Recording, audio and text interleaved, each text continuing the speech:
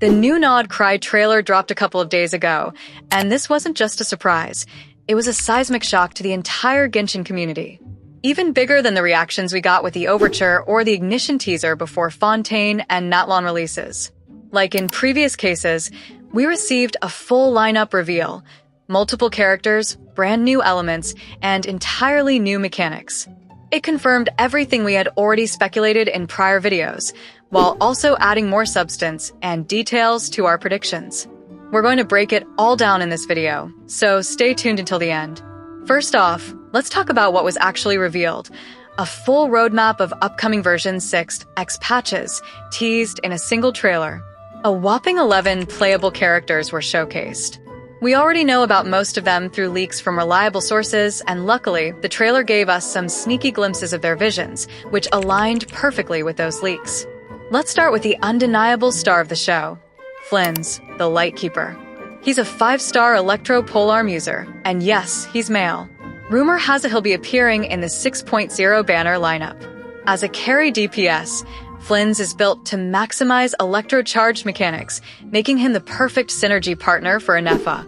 This setup feels very familiar, reminiscent of how Natlan launched with Emily in 4.8, followed by Kinich in 5.0, two characters designed to complement each other.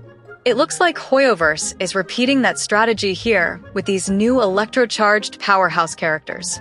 But Flins isn't coming alone. Meet Ano, a 4-star Hydro Claymore user who's a young female debuting in the same patch. Here's where it gets intriguing. Given Hoyoverse's historical handling of regional introductions, remember Lynette for free in Fontaine and Kachina in Natlan? Ano is very likely to be given as a free character in 6.0. We could see her introduced through the main Archon quest or as part of an introductory event. A free 4-star right when a region launches? It's a win, no doubt. Now, let's talk about Lauma, the character who totally stole the spotlight during the 5.8 live stream. Lauma will make her debut in the second half of 6.0, and she's a 5-star Catalyst support character. And yes, she's Dendro. The reveal made that pretty clear, as you can spot her vision glowing with a beautiful green hue that stands out against all the snowy landscapes. Lauma introduces a brand new elemental reaction, Lunar Bloom, which could potentially redefine the way we think about Dendro. Leaks suggest her build will heavily rely on elemental mastery, and she even comes with an EM-focused artifact set. This is not a filler character. She's a meta shifter. Lauma is a priestess for a group called the Children of the Frost Moon, and they appear to play a significant role in the entire Nod Krai storyline. But the most exciting part? Her ability to transform into a glowing deer. From what we saw in the teaser, she can actually move around and explore in her deer form, which could indicate entirely new ways to navigate the world, or even engage in combat. And just when you thought things couldn't escalate further, version 6.1 is bringing a character that lore fans have been eagerly awaiting, Durin. Durin is a Pyro 5-star sword user, but he's not your standard main DPS. He's designed for off-field utility, offering buffs, Pyro application, and possibly even forming a new team core. If leaks hold true, Durin could replace both Bennett and Xiangling in certain team comps. That's not just big news, it's potentially game-changing. Next up is Nefer, a Dendro character from Sumeru. She sports a vibrant design that hints at elemental harmony.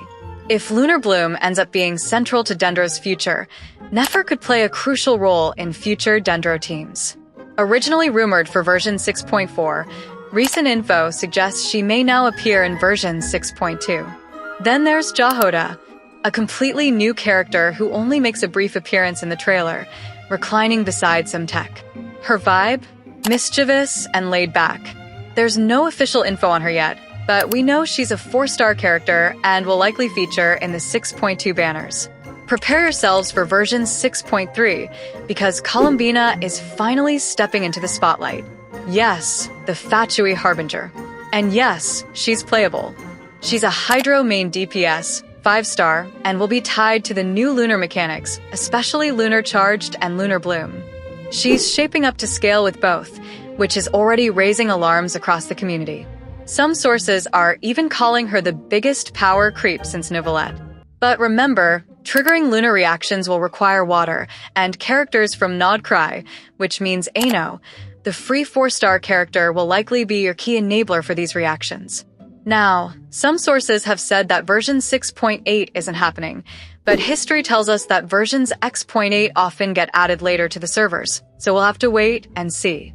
There are also rumors that Sandrone and Tor won't be playable during the Song of the Welkin Moon arc, which means they won't be added to the game during any of the 6 X patches. Now, let's talk about the rest of the lineup from the trailer. First, we have the mysterious Nicole Riane. She's linked to the Hexenzirkel under the code name N. Nicole is a prophetess, studying Tevat's direction and order.